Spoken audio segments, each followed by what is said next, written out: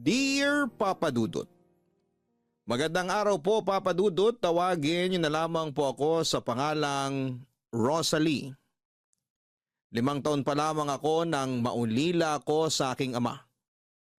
Namatay siya sa isang aksidente, nahulog kasi sa bangin ng minamaneho niyang truck noon. At karumal-dumal ang sinapit niya dahil sa aksidenteng yon. Binayaran naman kami at sinagot lahat ng gastos sa funeral niya. Pero malaking kawalan sa amin noon, ang pagkawala niya. Mula nang mawala siya, kami na lang ni nanay ang naging karamay ng isa't isa. Itinaguyod niya ang pag-aaral ko sa high school kahit mag-isa na lamang siyang naghahanap buhay. At para makatulong ay gumagawa ako ng yema at nagluluto ng mani para ibenta sa school. Kapag wala namang pasok ay tumutulong ako kay nanay sa pagbebenta ng kakanin at mga tinahinyang basahan sa bangketa. Papadudot, okay naman po sana ang buhay namin noon ni nanay. Pero may isang pangyayari po na naging bangungot sa buhay namin. Sabado po noon kaya wala akong pasok sa school. Tumulong ako kay nanay sa pagtitinda. Nagkataon din po na birthday ko ng araw na yon, tapos napansin ni nanay na sira yung ginagamit kong tsinelas. Sabi niya ay bibili lang daw siya sandali, pero nagtaka po ako nang matagalan siyang makabalik, kaya hindi ko naiwasang mag-alala sa kanya. Hanggang sa inabot na po yun ng ilang oras. Iniwan ko po muna yung mga paninda namin at ibinilin sa mga kasamahan naming nagtitinda para hanapin si nanay. Kung saan-saan ko siya hinanap noon at nagtanong-tanong na rin ako. Pero walang nakapagsabi sa akin kung nasaan ang nanay ko. Papadudot, inabot na po ako ng gabi sa paghahanap kay nanay. Nag-report na rin po ako sa otoridad pero hindi rin naman po agad-agad nahanap ang nanay ko. Hanggang sa umabot na yon ng araw, buwan at ang pinakamasakit pa po noon. Hindi ko akalaing aabot pa ng taon ang paghahanap ko sa kanya.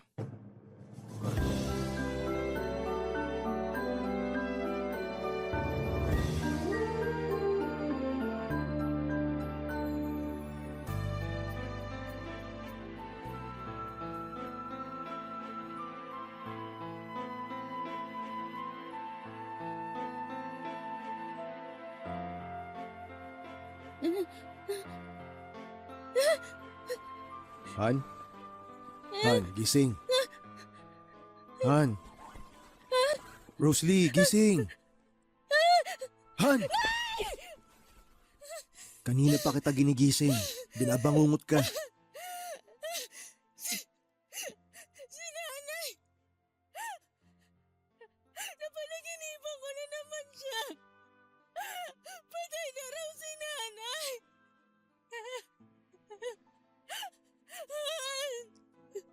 Paano kung totoong wala na nga talaga siya?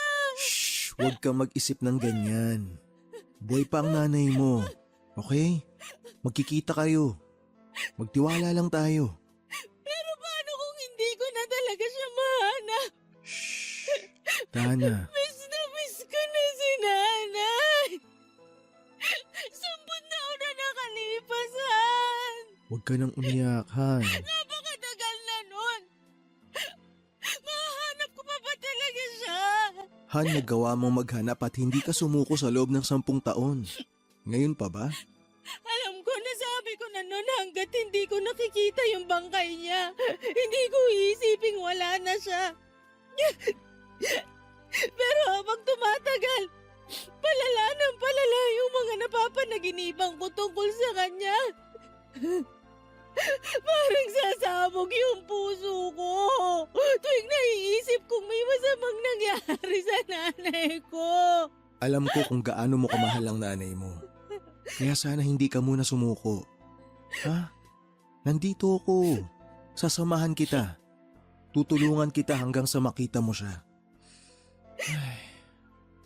Han, may dahilan kung bakit nangyari to. Kahit ano pa yung dahilan, sana hindi na lang si nanay yung naging sakripisyo para doon. Napakabuti niyang tao, Han. Ni minsan hindi niya ako pinabayaan. At nung araw na nawala siya, ako pa rin yung iniisip niya. Siguro, kung hindi lang nasira yung tsinelas ko noon, hindi siya mawawala. Ginawa niya yun kasi mahal na mahal ka niya. O ano bang magiging plano mo ngayon? Itutuloy ko pa rin yung paghanap ko sa kanya. Nagpapaprint pa ako ng mas maraming poster. Ang problema ko lang, baka malaki na yung pinagbago ng itsura ni nanay. Kaya baka hindi na rin siya agad makilala. Kahit magbago pa yung itsura niya, may mga makakapansin pa rin ng pagkakapareho sa picture na nilagay mo sa poster. Kaya tuwing may tatawag sa'yo, sagutin mo pa rin. Malay natin, di ba? Hayaan mo, Han. This weekend, tutulong ulit ako sa pamimigay ng posters. Magpapagawa na rin tayo ng flyers para mas maraming mapag-abutan. Kasi sigurado ako, hinahanap ka rin ng nanay mo. Kaya nga dito ko pa rin naisip na tumira para malapit ako sa lugar kung saan siya nawala. Baka balikan niya ako dito at dito niya ako hanapin. Yan, ganyan. Basta wag ka lang mawawala ng pag-asa. Ha? Magtutulungan tayo. Salamat, Han. Wala yun. Nung ikinasal ako sa'yo, nangako ako na magiging karamay mo ko sa lahat ng bagay. Kaya hindi pwedeng hayaan kitang mag-isa na maghanap sa nanay mo. Baka nakakalimutan mo, nanay ko na rin siya. At excited na ako sobra na makilala siya. Sigurado ko matutuwa siya sa'yo. Baka nga magulat siya kapag nalaman niyang may pamilya na pala ako. Ang tagal na rin kasi ng panahon na lumipas, Han. Tsaka kailangan mo na talaga ng makakasama. Wala ka ng ibang pamilya dito, di ba? Wala na nga. Si nanay na lang talaga yung meron ako tapos nawala pa siya. Sana talaga buhay pa siya ngayon. Sana hindi pa huli ang lahat at magkasama pa kami uli. Kasi marami akong gustong ikwento sa kanya. At gusto ko rin makabawi sa lahat ng sinakripisyo niya para sa akin.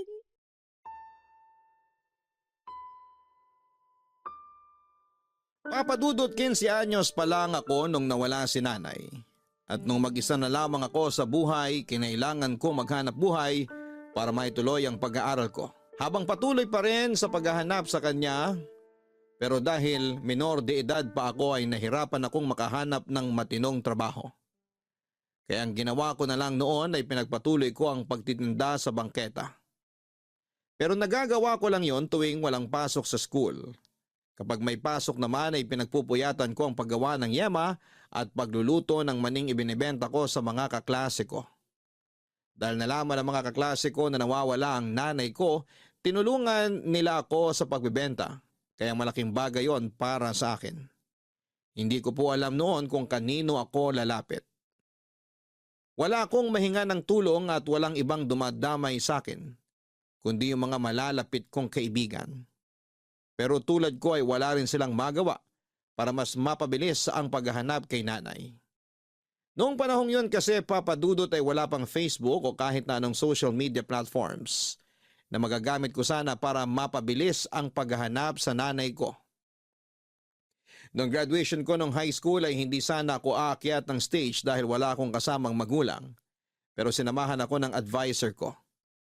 Iyak ako ng iyak noon habang pababa ng stage dahil hinahanap ko sa mga taong nandun si nanay. Nagbaka sakali ako na magpapakita siya pero bigo pa rin ako noon, papadudot. Laking pasasalamat ko na lamang na noong nakapag-asawa ako ay napunta ako sa matinong lalaki. Napakabait ni Ronel. Ipinakita niya sa akin kung gaano siya karesponsable sa dalawa naming anak. Bukod sa kanya ay naging kasundo ko rin yung kapitbahay naming si Aling Chayo. Naikwento ko sa kanya yung tungkol sa nanay ko kaya sinabi niya na pwede ko naman daw siyang ituring na nanay kahit na hindi naman kami magkadugo. Kalauna naging nanay na rin ang tawag ko sa kanya. Malaki ang parte niya sa 10 taon ang paghahanap ko sa nanay ko. Hindi naman ako araw-araw naghahanap.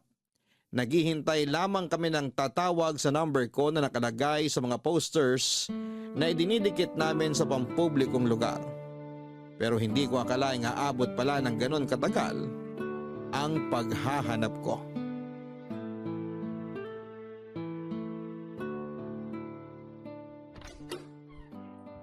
Oy, Rosalie. Pasok na ako ha. Bukas din kasi yung gate nyo kaya dumiretso na ako. Nagpaalam pa talaga kayo? Para namang hindi pa ako sanay sa inyo. May makakain ba dito? Biro lang. O ano, kumusta yung paghahanap mo sa nanay mo? Wala pa pong balita, Nay. Ganun ba? Pero huwag ka mawawala ng pag-asa, nak, ha? Alam kong hindi madali yung pinagdaraanan mo pero kapag kailangan mo ng tulong, nandito lang ang nanay. Nay naman kaya aga-aga pinapaiyak niyo ko. Hindi kita pinapaiyak. Sadyang malambot lang talaga yung puso mo pagdating sa nanay mo.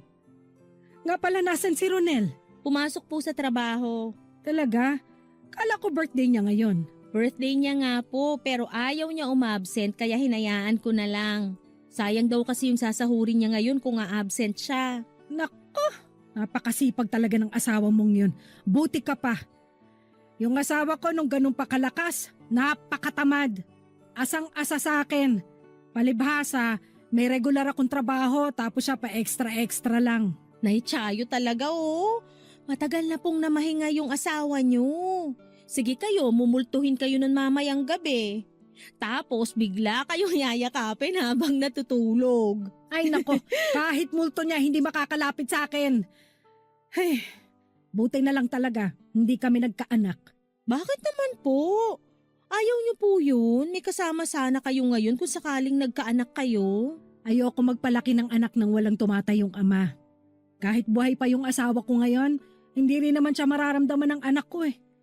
Hindi niya kaya maging responsable. Kaya ayos na sa akin na ikaw yung anak-anakan ko. Kayong dalawa ni Ronel. Ang bait niyo po talaga, Nay. Kaya ang gaan-gaan talaga ng loob ko sa inyo kahit bago pa lang kami rito eh. Ewan ko ba? Parang nakikita ko kasi sa'yo yung sarili ko nung ganyang edad pa ako. Ay, alam niyo po ba? Sinabi rin po yan sa akin ni Nanay nung magkasama pa kami. Siguro kapag nahanap ko na siya, magkakasundo talaga kayo. Hindi naman ako duda dyan, nak. Kung ikaw nga nakasundo ko eh.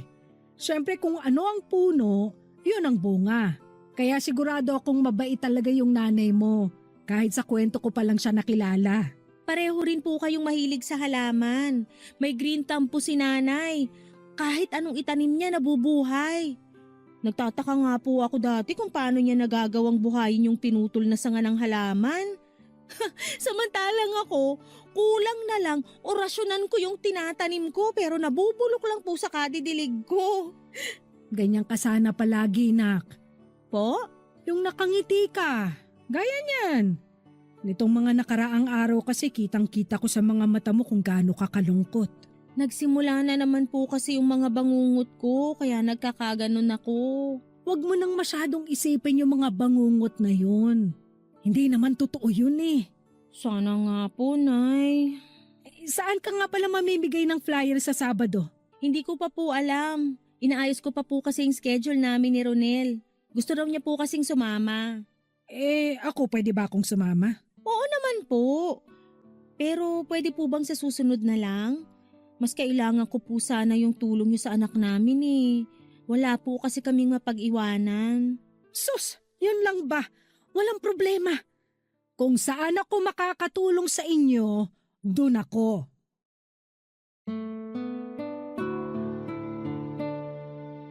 Papadudot ko may Facebook lang sana akong nagagamit noon, baka marami na ang nagtag sa akin na nakakita sa nanay ko. Nanawagan na rin ako sa radyo noon pero kahit abang ako ng abang na may tumawag sa akin ay nabigo pa rin ako. Nang matuloy kami sa pamimigay ng flyers at pagdidikit ng mga posters sa mga pampublikong lugar, umasa naman ako na may tatawag sa akin para sabihing nakita na nila si nanay. Hanggang isang beses may tumawag sa akin. Seryosong-seryoso ang boses ng tumatawag kaya akala ko ay totoo yung impormasyong ibinigay sa akin. Sa pamamagitan ng text message, isang malaking pagkakamali na hindi ko man lang tinawagan yung nag-text sa akin dahil nang puntahan namin yung sinabi nitong lokasyon ni Anino ni Nanay ay hindi ko nakita doon. Nang makauwi ako noon matapos mamigay ng flyers sa wakas, ay nakatanggap ako ng tawag tungkol kay Nanay. May nakakita raw sa kanya na palaboy-laboy sa kalsada. Dahil doon ay muli na naman akong nabuhayan ng mga panahong yon, Papa Dudut. Papa Dudut, nabuhayan ako sa tawag na yon kaya pinuntahan ko yung lokasyong sinasabi sa akin ng nakausap ko. Dahil nasa trabaho noon si Ronel, ay mag-isa lamang ako nakarating sa lugar na yon. Mga mahigit 1 oras din yung biyahe mula sa amin. Habang nasa biyahe, panayang dasal ko na sana'y kasama na noong tumawag sa akin ang nanay ko. Pero nang makarating po ako sa lokasyong sinabi ng caller, para akong pinagsakluban ng langit at lupa nang hindi ko na makita roon si nanay. Sinigurado naman sa akin ng caller na doon lang daw huling nakita si nanay at mga ilang araw na ring doong natutulog. Kahit na malaki ang posibilidad na niloloko lamang ako ng kausap ko, para kay nanay ay naniwala ako. Hindi ko kasi noon kayang palampasin ang kahit na anong impormasyong maaaring makapagturo sa nanay ko kung nasaan siya. Ganon po ako kadesperadong mahanap siya noong time na yon. Hanggang sa hindi ko namamalayan. Ilang taon naman pala ang nakalipas nang hindi ko pa rin siya nakakasama. At sa loob ng nadagdag na 5 taon sa paghahanap ko, mas lalong tumindi ang pangungulila ko sa isang ina, Papa Dudut. May tumawag na naman sa akin. Sabi niya, nakita na raw niya si nanay. Teka, sigurado bang nanay mo yung nakita niya? Naitanong man lang ba niya kung ano pangalan? Hindi. Hindi raw kasi makausap ng matino kasi mukhang may sakit na sa pag-iisip. Pero sabi nung nakausap ko, kamukhang kamukha raw nung nasa poster yung matandang inabutan niya ng pagkain. Han, paano kung yun na nga si nanay? Han, kung nanay mo nga yun, hindi ba dapat hindi tayo mag-aksaya ng oras? Puntahan na natin. Pero may problema eh. Nakita lang daw na dumaan dun yung babaeng kamukha ni nanay. Kaya malamang wala na siya ron kapag dumating tayo. Paano kung hindi pa nakakalayo? Kung hindi pa naman ganun katagal, posibleng doon din natin siya mahanap. Kailangan lang natin maglaan ng mas mahabang oras, Han. May trabaho ka. Okay lang naman kahit hindi mo na ako samahan. Di naman pwede na hindi kita samahan. Malayo-layo yung pupuntahan natin. Mas mahihirapan ka kung magko-commute ka lang. May kotse naman tayo. Ipagmamaneho kita. Makakapagpahinga ka pa kapag kasama mo ako sa paghahanap. Magfa-file na ako ng leave para masamahan kita sa susunod na schedule ng paghahanap mo. O sige, kung hindi naman ako makakaabala sa'yo, pwede ko namang ibilin uli kay Nay Chayo yung mga anak natin. Ako nang kakausap sa kanya mamaya. Dito ko na lang muna siya patutulugan para may kasama yung mga bata. Wala rin kasing magluluto ng pagkain para sa kanila pag nagkataon. Sige, pero makiusap ka lang sa kanya, Han, ha? Huwag mo siyang aalokin ng bayad kasi magagalit yun sa atin. Ayaw niya na nagpapabayad kapag gusto niya talagang tumulong. Alam ko naman yon. Huwag ka mag-alala. Kabisado ko na si Nay Chayo. Para makabawi, bilhan na lang natin siya ng bibingka at sapin-sapin. Sigurado ako hindi niya matatanggihan yun. Hindi talaga, kahinaan niya yan eh. Ay Han, siya nga pala. Wala na bang ibang detalyeng sinabi sa'yo yung nakausap mo? Bukod sa landmark na sinabi niya, wala na eh. Kaya yun na lang siguro yung susundan natin. Puntahan muna natin kung saan huling nakita yung babaeng kamukha ni nanay tapos maglilibot na tayo para mamigay ng flyers. Siguradong may iba pang nakakita sa kanya. Kung totoo man yung sinabi nung tumawag na may problema na sa pag-iisip yung nanay mo, mas kailangan natin siyang mahanap agad kasi baka mapahamak pa siya. Sa tagal niyang nawala, hindi talaga imposible na mangyari yun eh. Kaya sana makita na natin siya para maipagamot na. Para magkasama na rin kayo. Oh Han, bakit bigla kang umiyak? Kung si nanay talaga yun, parang matutulog yung puso ko tuwing naisip ko kung gaano kahirap yung pinagdaanan niya sa paglaboy sa kalsada.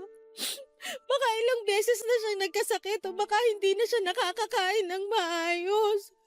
At yung mas malala pa, Paano kung sinasaktan siya ng ibang tao dahil sa kalagayan niya? Kapag nahanap na natin siya, maililigtas natin siya sa ganong sitwasyon. Kaya magtiwala ka lang, Han. Malay mo, bukas, nandito na siya, kasama na natin. 'Di ba? Salamat, Han.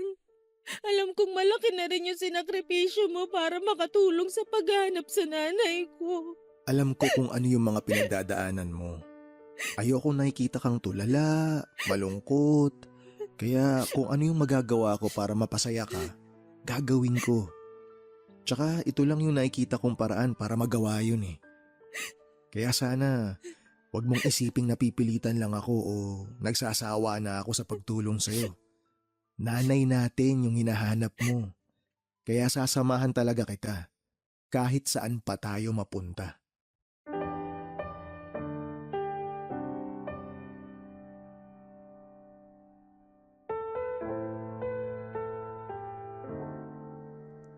Papadudot kahit pasuko na ako noon sa paghahanap kay nanay ay muli akong nabuhayan dahil sa mga sinabi ni Ronel. Napakalaking tulong niya po sa akin. Hindi lang sa pinansyal kundi higit sa lahat ay sa moral support. Hindi niya hinahayaang mag-isa lamang ako na haharap sa mga problema. Sabi niya damay na raw siya roon kaya sasamahan niya ako hanggang sa makita namin si nanay.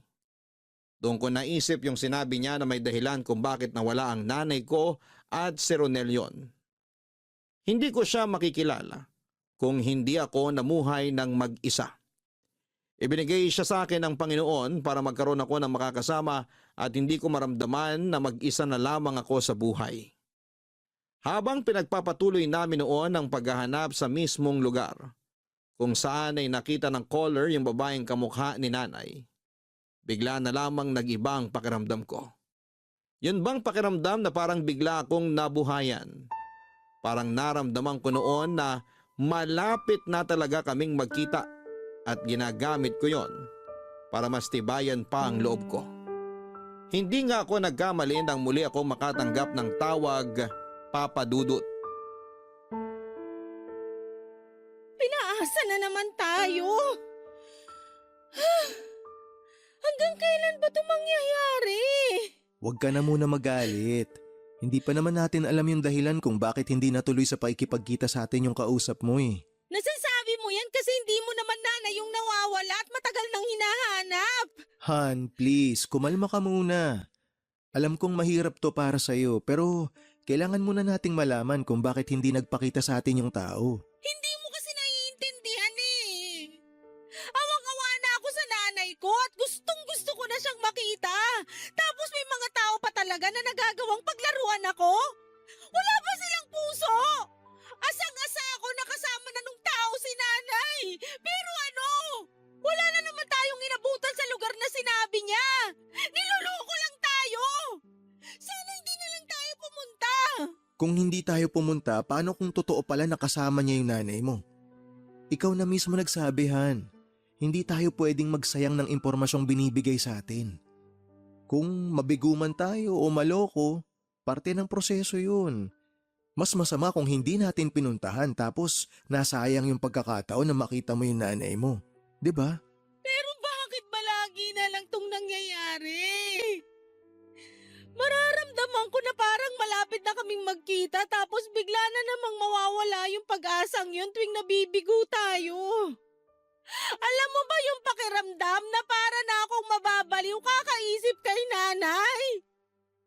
Minsan nga namamalikmata na ako eh. Akala ko siya yung nakikita ko pero kapag tinitigan ko na, hindi naman pala. Naiintindihan ko na nafro-frustrate ka ngayon. Pero malapit na tayo eh. Malapit na natin siyang makita.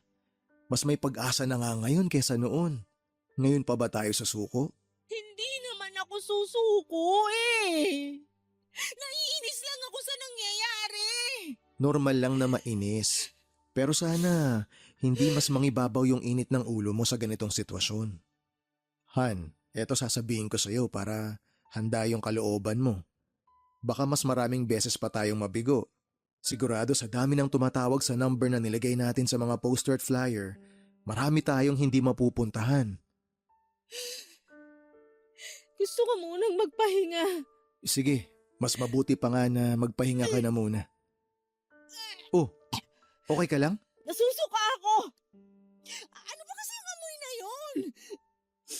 Parang may nagpiprito ng tuyo sa kapitbahay. Ang baho! Hindi ka ba nababawan?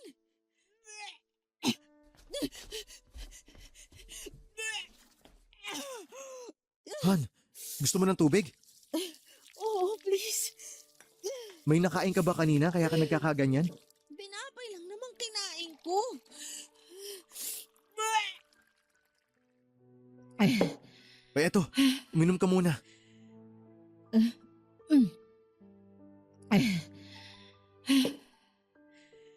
Nahihilo ko. Han, dinatnan ka na ba? Ha? Hindi pa. Hindi ko na rin kasi napapansin yung date sa sobrang busy ko sa paghahanap kay nanay. Naisip ko lang, hindi kaya buntis ka? Hindi ko alam, pero... Baka kailangan muna nating magpa-check up. Mas mabuti na kung makasiguro tayo. Baka kasi makasama sa iyo yung stress at pagod na ginagawa natin kaya kailangan na nating malaman habang maaga pa. Okay. Pwede naman bukas. Pero paano yung lakad natin? Pwede naman nating ipagpaliban muna yun. Paano kung totoong buntis nga ako? At kagaya ng dati, maselan uli. Kung magiging maselan ulit yung pagbubuntis mo, kakailanganin mo na muna magpahinga. Hindi ka na pwedeng bumiyahe-biyahe. Si nanay, paano? Ako na munang bahala maghanap sa kanya kung sakali. Huwag mo na masyadong isipin yun. Okay? Hindi naman yun magiging problema sa atin eh. Kaya sige na, magpahinga ka na muna. Papadudot na kumpirma namin na buntis nga ako noong panahong yon. At kagaya ng naging pagbubuntis ko, sa dalawa naming anak ay maselan din yon, sabi ng OB ko. Marami na namang ipinagbabawal sa akin at isa na roon ang ma-stress. Kaya naman hindi na ako nakasama sa asawa ko noong ipinagpatuloy niya ang paghahanap namin kay nanay. Gumuhong muli yung pag-asang meron ako noon. May mga gabing umiiyak na lamang ako dahil wala naman akong magawa sa sitwasyon ko. Kailangan kong sundin ang payo ng doktor para sa kabubuti namin ang magiging bunso namin ni Ronel. Lumipas nga ang mga araw at linggo hanggang sa mapuntahan na lahat ni Ronel yung mga tumawag sa number ko. Pero hindi pa rin niya nakita si nanay. May mga araw na inaaway ko na si Ronel at sinasabihan ko pa siya na sana pinayagan na lang niya akong gumamit ng contraceptives para hindi muna kami nakabuo dahil kailangan ko munang mahanap ang nanay ko. Pakiramdam ko kasi noon ay hindi ako mabubuo hanggat wala ang taong dahilan kung bakit ako nabuhay at lumaki ng maayos. Pero sa huli, napagtanto ko rin na wala akong dapat nasisihin. Tinatagan ko na lamang ang loob ko para mas lumakas ang paniniwalang darating din ang araw na magkikita rin kami ni Nanay Papadudot. Dahil masela ng pagbubuntis ko, pansamantala munang natigil ang paghahanap namin kay nanay. Sinunod ko na lamang lahat ng payo ng doktor para hindi na madagdagan pa ang problema namin. Sa awa ng Diyos, naging maayos naman ang pagbubuntis ko at gustuhin man namin na ituloy-tuloy ang paghahanap kay nanay ay hindi na namin nagawa dahil nagipit na rin kami sa pera. Pinaglaanan ni Ronel ng pera ang panganganak ko, lalo na't kinakailangan pa akong i-CS noon. Hindi biro ang naging gastos namin bago ako makapanganak. Dagdag pa na nag-aaral na sa elementarya yung dalawang anak namin. Papadudot, sunod-sunod pa ang naging problema namin dahil nagkasakit yung panganay ko. Matagal-tagal din itong na-confine sa ospital. Yung pangalawa naman naming anak nagka-dengue. Dahil hindi pa ako makapagtrabaho noon ay wala akong magawa para makatulong kay Ronel. Naubos ang savings namin at umabot na kami sa puntong kinailangan pa naming mangutang.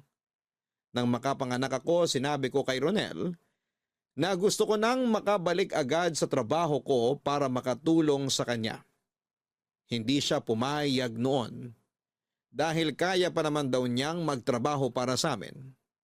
Gagawa na lang daw siya ng paraan para magkaroon ng mga racket para sa dagdag kita. Pero naaawa na rin ako noon sa asawa ko na halos wala ng pahinga. Kaya kahit putol siya, ay tinuloy ko pa rin ang planong bumalik na sa pagtatrabaho.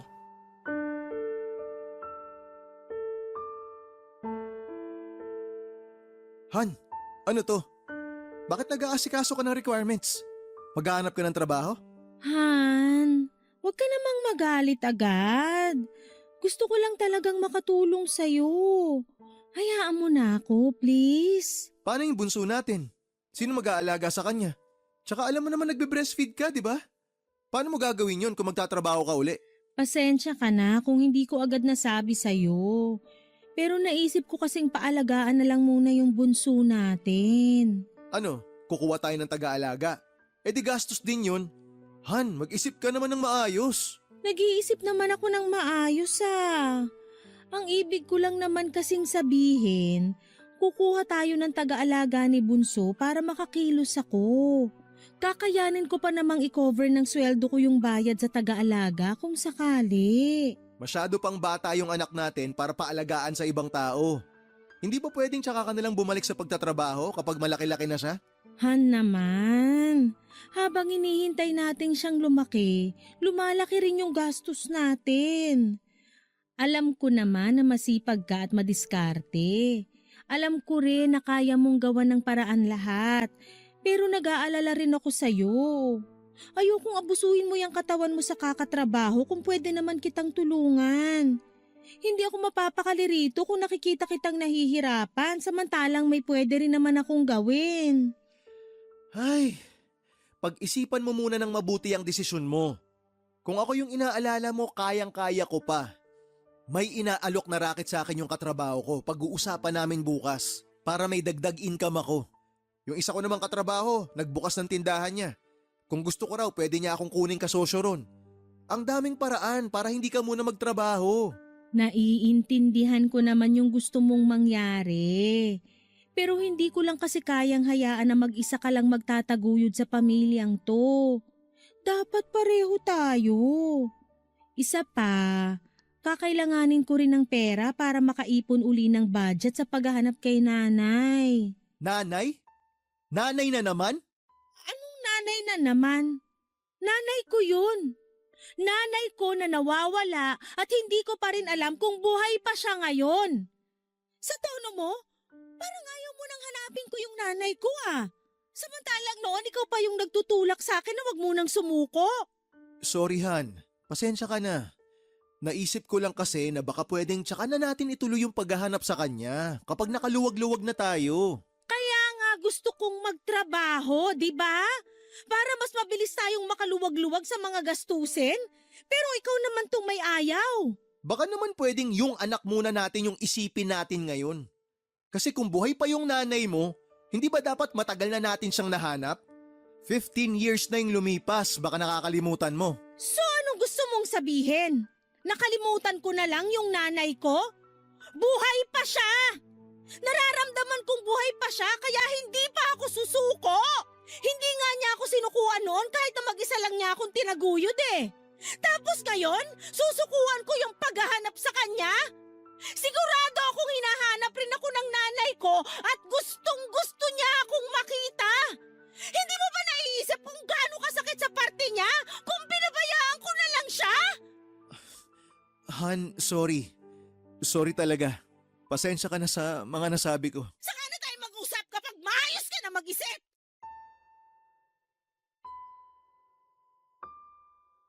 Papadudot ilang araw kong hindi kinausap noon si Ronel dahil hindi ko talaga nagustuhan ang mga sinabi niya. Kahit ano po kasing mangyari at kahit minsan ay pinanghihinaan na rin ako ng loob. Ni minsan ay hindi pumasok sa isipan ko na sukuan na ang paghahanap sa nanay ko. Kaya naman kahit na tinutulan niya ako sa plano kong magtrabaho ay tinuloy ko pa rin yon. Naghanap ako ng pwedeng mag-alaga sa baby namin pero nag-offer si Nanay Chayo. Siya na lang daw ang mag-aalaga dahil komportable na sa kanya ang anak namin. Hindi na ako nagdalawang isip noon dahil alam ko naman na maingat siya at may malasakit talaga sa mga anak namin noon pa man. Noong nakaisang buwan na sa pag-aalaga si Nanay Chayo, nagulat po ako noong hindi niya tinanggap ang pasweldo ko sa kanya. Sabi niya, ayos na raw yung pinagmemeryenda namin siya dahil mas gusto raw niyang mag-alaga ng anak namin kaysa tumambay lang sa bahay niya. Na-touch po ako noon ng sobra dahil kitang-kita ko kung paano niya itrato na parang tunay niyang mga apo ang mga anak namin ni Ronel. Lalo na yung bunso namin na wala pang 1 taon.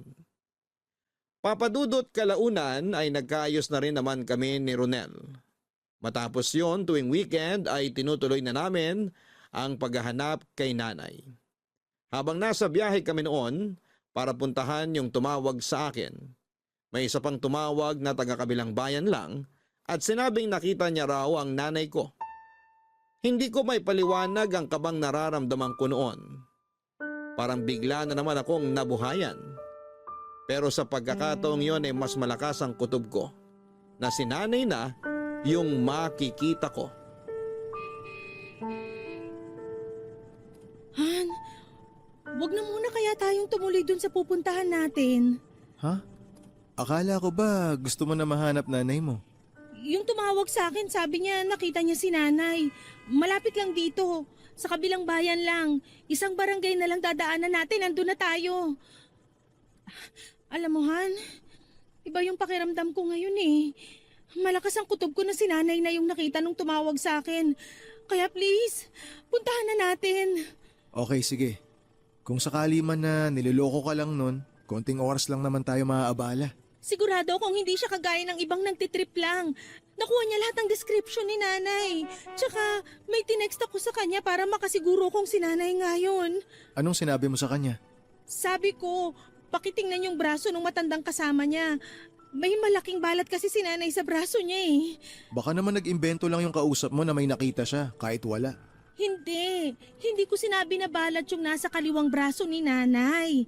Pinatingnan ko sa kanya yung kaliwang braso nung matandang kasama niya. Tapos tinanong ko siya kung ano yung nakita niya. Han, alam mo ba kung anong sinabi niya? May nakita raw siyang balat. Mukhang siya na nga yung nanay mo, Han. Buti na lang pala nasagot mo kaagad yung tawag. Kanina lang ba niya nakita? Oo, Han, kanina lang daw. Sana sinamahan mo na siya nung nakakita sa kanya. Baka kasi mawala na naman tapos mahirapan na tayo mahanap nanay mo. Sana nga hindi ganun yung mangyari. Pero alam mo, hindi ito yung unang beses na may tumawag sa atin na malapit lang dito. Pero ngayon ko lang naramdaman yung ganitong excitement. Taga saan ba yung tumawag sa'yo? Baka mamaya napadaan lang talaga yon. Hindi raw siya taga rito. Kung wala nga lang daw siyang importanteng lakad, sasamahan niya si nanay. Pero bago naman daw siya umalis, binili niya si nanay dun sa tindahan. Kaya dun natin siya pupuntahan. Sinabi ba niya kung saang tindahan yon? Baka mahirapan tayong hanapin. Malapit lang daw sa simbahan yung tindahan. Nandun pa rin daw si nanay nung iniwan niya. Kaya kailangan nating bilisan. Yun yung problema natin kasi eto, naipit na tayo sa traffic. Kung pwede ko lang talagang liparin papunta ron, makakanina ko pa nalaman kung si nanay nga yun. Ay, sana makaalis tayo agad dito. Pero mukhang may aksidente. Ay, tumatawag si Nanay Chayo. Sagutin mo na. Hello, Nay? Napatawag po kayo. Rosalie, pasensya ka na kung naabala ko kayo sa biyahe. Si baby kasi ayaw tumigil sa kakaiyak. Tapos naramdaman ko na lang na ang init-init pala niya. Ang taas ng lagnat ng bata. Ano po? Naku, Han, ang taas daw ng lagnat ni baby. Nay, pasuyo lang po muna. Matatagalan pa po kasi kami dito bago makarating dyan. Kung pwede po, dalhin nyo na siya sa ospital. Susunod na lang po kami. O sige, ingat kayo. Han, ako na lang babalik. Tumuloy ka na muna doon sa may simbahan. Pero si baby... Nandun na si Nanay Chayo tapos pagbaba mo, didiretso na ako sa ospital. Kaya na namin yun. Pero ikaw, hindi pwedeng masayang yung pagkakataon na makita mo yung nanay mo. Papadudot ibinaba ako ni Ronel para bumalik siya sa amin at mapuntahan ng anak namin sa ospital. Ako naman ay nagpasyang mag-commute na lamang para makarating sa kabilang bayan. Sobrang lapit na po noon. Pero pagdating ko sa tindahang tinutukoy nung tumawag sa akin ay wala na po akong inabutan. Napaiyak na lamang po ako noon sa sobrang panghihinayang dahil nahuli ako ng dating. Tinawagan ko yung caller at sinabi kong hindi ko na inabutan doon yung matandang sinasabi nito. Pero sinabi nito maglakad-lakad ako dahil baka sakaling hindi pa nakakalayo yung matandang pinaghihinalaan nitong nanay ko. Pero lumipas ang ilang minuto na wala pa ring nakikita at hindi ko na rin alam kung saan pa ako maghahanap. Uuwi na sana ako noon pero bago ako sumakay ng jeep papunta sa amin, dumaan muna ako sa may convenience store para bumili ng tubig. At nung papasok na po ako roon, papadudot ay hindi ko napansin yung matandang babae na lumapit sa akin. Gulong-gulo pa po yung buhok niya noon at marumi na rin ang damit. Pero kahit ganoon ang itsura niya nang makita ko siya, parang tumalon ang puso ko nang makilala ko siya, papadudot. Wala pong duda, siya ang nanay ko. Papadudot, bumuhos ang luha ko nang makilala ko yung matandang lumapit sa akin habang papasok sa convenience store. Siya si nanay. At nakumpirma ko po yon nang makita ang birthmark niya sa braso at yung nunal niya sa likod ng tenga niya. Awang-awa po ako noon sa kanya dahil mukhang matagal na siyang palaboy-laboy sa kalsada. May pasa at mga galos din siya sa magkabilang braso. Bukod pa roon yung bukol niya sa noon na parang tinamaan ng bato. Ang masakit pa roon ay hindi na niya ako makilala dahil parang may problema na siya sa pag-iisip. Kinausap ko si nanay para sabihing isasama ko siya. Hindi naman po siya naging bayolente o nagpumiglas noong yakapin ko siya noong time na yon. Nagtataka lamang po siya kung bakit ko siya niyayakap. Binilhan ko na rin siya ng pagkain dahil sabi niya ay hindi pa raw siya kumakain. Noong pasakay na po kami ng jeep ay nagulat na lamang po ako nang lumapit sa akin yung isang babae na parang kaedad ko lang. Nagalit siya nung nakitang kasama ko si nanay. Sabi niya, nanay niya raw yon. Napaiyak na lang po ako habang nagpapaliwanag kasi sigurado po ako na nanay ko yung kasama ko. Ipinakita ko doon sa babae yung mga lumang picture ni nanay. Dalawa pa kami sa picture dahil graduation ko po yon nung elementary pa lamang ako. Sinabi ko rin yung mga palatandaan ko, kaya ako nasabing si nanay yon. Papadudot, doon na po sinabi ng babae na sila raw po pala yung kumupkop kay nanay noong nakita nilang palaboy-laboy sa kalsada. Pero bukod pa roon, may nalaman ako na dumurog sa puso ko.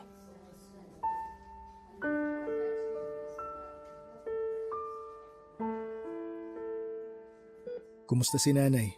Eto, nakatulog na. Kanina, tanong pa siya ng tanong kung nasan siya. Ay, si Bunso pala, anong balita sa kanya? Okay na siya. Bumaba na yung lagnat kaya naiuwi ko na rin kanina. Binabantayan siya ni Nanay Chayo. Yung mga bata naman, tulog na nung iniwan ko sa bahay. Ano nga palang nangyari kanina? Sabi mo may babaeng umaangkin sa nanay mo? Pamilya niya raw yung kumupkup kay nanay sa loob ng mahigit 10 taon. Parang tunay na inanangaraw yung turing nila kay nanay kaya sobrang napalapit na loob nila sa kanya. Pero grabe yung pinagdaanan niya bago pa man may kumupkup sa kanya, Han. Bakit? Ano bang nangyari? Hinala raw nila. Mga sindikato yung kumuha kay nanay. Puro galos at mga pasaraw si nanay nung makita nila. At ang malala pa, mukhang ginahasa rin siya. Bakit kailangan pagdaanan ni nanay lahat yun? Hindi ba nag-report sa mga pulis yung kumupkop sa kanya? Hindi na raw kasi babiyahe na sila nun papuntang Ilocos. Naawa naman sila na basta na lang nila iwan si nanay kaya sinama na lang nila. Nung unang araw na kasama nila si nanay, hindi pa raw siya makausap ng maayos. Matagal bago siya nakapagsalita at nakwento niya na may mga lalaking kumuha sa kanya nung araw na nawala siya. Awak-awa sila sa nanay ko nung araw na yun. Hindi ba nasabi ng nanay mo yung pangalan mo sa kanila? Wala raw sinasabi si nanay nun, kundi anak lang. Wala raw binabanggit na pangalan, kaya hindi nila alam kung paano ibabalik si nanay sa pamilya niya. Hindi rin siya marunong sumulat at bumasa. Pagbibilang lang yung kaya niyang gawin, kaya hindi rin niya maisip-isip yung buong pangalan ko. Tapos ayun, naisip nila na kupkupin na lang si nanay kasi wala na silang mga magulang. Mag-asawa yung kumupkup sa kanya at may mga kapatid na babae na nag-alaga kay nanay nung hindi pa maayos yung lagay niya. Pina-check up daw nila si nanay at pinagamot. Tapos, hindi na nila hinanap yung kamag-anak niya kasi mas gusto na raw nilang dun na si nanay sa kanila. Ano? Maling-mali naman yung ginawa nilang yun. Ang tagal mo naganap sa nanay mo. Ang tagal mong nangulila sa kanya. Humingi naman sila ng tawad sa hindi nila paghahanap ng kamag-anak ni nanay kahit nakabalik na sila dito. Nung isang linggo pa lang siya sa kanila, napansin daw nila na parang wala sa katinuan si nanay. Bigla na lang daw nagsasalita na mag-isa tapos kung ano-ano yung ginagawa. Kaya ayun, kinailangan nilang bantayan ng maigi. Mabuti na lang mabait yung pamilyang nakasama niya at hindi siya sinaktan kahit na minsan. Pero nung bumalik na dito yung pamilyang kumupkup kay nanay, bigla na lang daw siyang nawala. Umalis daw sa bahay nila tapos hindi na nila nakita. Pareho na nga kaming naghahanap nung araw na yun kaya nagpang-abot din kami nung nagkita na kami ni nanay. Ibig sabihin, hindi talaga nakita ng mga tumawag sa'yo noon si nanay? Ganun na nga. Yung huling tumawag lang sa akin yung nagsasabi ng totoo. Ano yan? Bagong tsinelas. Dala to ni nanay nung nakita ko siya. Siguro kinuha niya lang sa tindahan, kaya siguro siya may galos at pasa. Baka binugbog siya nung pinagkunan niya nito. Kahit hindi ako naaalala ng nanay ko, alam niya na may anak siya. Naalala niya na kailangan ko ng bagong tsinelas. Alam ko para sa akin to kasi nung nawala siya, umalis siya para bilan ako ng bagong pares ng tsinelas. Sa kondisyon ni nanay, mukhang matatagalan pa siya rito. Ipapagamot ko siya. Gagawa ko ng paraan para makaipon ng pampagamot sa kanya. Han, tutulong ako. Ipapagamot natin ang nanay mo. Papadudot nung nakita ko yung tsinelas na dala ni nanay, naisip ko kaagad na para sa akin yon. Dahil alam ko kung gaano niya ako kagustong mabilhan ng bagong tsinelas nung huling birthday ko na kasama ko siya. Naging emosyonal ako noon habang nagbabantay sa kanya sa ospital dahil nakalimutan niya lang ang itsura ko. Pero hindi niya ako nakalimutan bilang anak niya. Papadudot dahil naapektuhan ang pag-iisip ni nanay sa mga pinagdaanan niya. Ginawa namin ni Ronel ang lahat para maipagamot siya. Ginamit namin ang savings namin at hindi ko naman iniwan si nanay sa buong proseso ng pagpapagaling niya. Natakot kasi ako na baka mawala siya ulit sa akin, kaya naman sinigurado kong palagi na akong nasa tabi niya ng panahong yon. Sa awa ng Diyos, unti-unti namang gumaling ang nanay ko. Nakilala na niya ako pero hindi siya makapaniwala na ako pala yung anak niya. Tumaba po kasi ako noon kaya malaki talaga ang ipinagbago ng itsura ko nung huling beses kaming nagkasama ni nanay. Pero nung ipinakita ko sa kanya yung graduation picture ko na kasama siya, iyak siya ng iyak at halos ayaw niya na akong bitawan, papadudot. Han, kumusta nga pala yung naging pag-uusap niyo nung kumupkup kay nanay? Okay naman. Nakausap ko yung mag-asawa. Binigay nila sa akin yung mga naiwang gamit ni nanay. Pinadala nila yung mga binili nilang gamit kay nanay para daw maalala pa rin sila. Totoo ba na mababait silang lahat? Tingin ko naman oo. Nakita ko pa rin yung mga gamot at vitamins na binili nila para kay nanay. At may sarili pa siyang kwarto. Okay naman pala sila eh. Mukhang tinadhana talaga na sa kanila mapunta yung nanay mo. Pero, hindi ka ba galit sa kanila, Han? Hindi naman, wala rin namang rason. Nanghihinayang lang ako sa panahong hindi kami nagkasama ni nanay. Pero nagpapasalamat pa rin ako sa kanila kasi hindi nila pinabayaan yung nanay ko kahit di nila kaano-ano. Dapat pala imbitahan natin sila minsan para makabanding nila si nanay kapag okay na siya. Naisip ko nga rin yan eh. Kaya sabi ko sa kanila, bisitahin nila si nanay minsan pag bakante sila. Para magkita-kita pa rin sila. Kapag nakauwi na si nanay, siguradong makakachika niya si nanay Chayo. Bagay silang maging magkumare. Magkumaring taga-alaga ng mga apo. Buti na lang talaga may improvement yung kondisyon ni nanay, no? Oo nga eh. Kapag okay na si nanay, ipapasyal ko siya tsaka kakain kami sa mga hindi namin nagawang kainan nung nag-aaral pa ako. Kahit kasi sa fast food, hindi man lang kami makakain nun. Saktuhan lang lagi yung kinikita namin sa pagtitinda. Ngayon, kaya mo na siyang dalhin kahit sa mamahaling kainan basta mapag-ipunan. Ang kaso, baka sabihin ni nanay na sana nagluto na lang kami. Baka nakakalimutan mo magaling siyang magluto. Oo nga pala. Nako, baka tumaba rin ako kapag si nanay na yung nagluluto sa bahay. Sure ako dyan. Ano palang plano mo ngayong kasama mo na si nanay? Gusto mo pa bang hanapin yung sindikato na kumuha sa kanya noon? Hindi na. Hindi naman sa ayaw kong bigyan ng hustisya yung nangyari sa kanya. Ayoko lang na balikan pa ni nanay yung madilim na pinagdaanan niya noon. Masaya na ako na nandito na siya at magkasama na uli kami. Tatabunan na lang namin ng masasayang alaala yung masasamang nangyari sa kanya. Sa bagay, naiintindihan kita dyan sa desisyon mo. Kung ako'y nasa kalagayan mo, yan din ang gagawin ko. Kaya kapag nakauwi na si nanay sa bahay, iparamdam natin sa kanya na may pamilya na siya. Pero may hihilingin lang sana ako sa iyo, Han. Sige lang, ano yun? Pwede bang iwasan nating magtanong sa kanya o magbanggit ng kahit anong may kinalaman sa pinagdaanan niya? Hindi mo yan magiging problema sa akin, Han. Gusto ko rin naman na tuluyan siyang gumaling at makaranas naman na maging masaya kasama tayo na pamilya niya.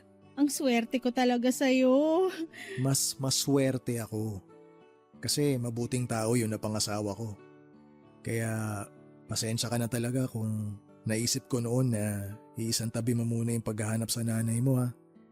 Kung pinilit kita na ihinto yung paghahanap mo sa kanya, di sana ngayon hindi kayo magkasama. Kalimutan na natin yun. Mahalaga okay na tayo. Isa pa, nakabawi ka na. Bawing-bawi pa nga eh.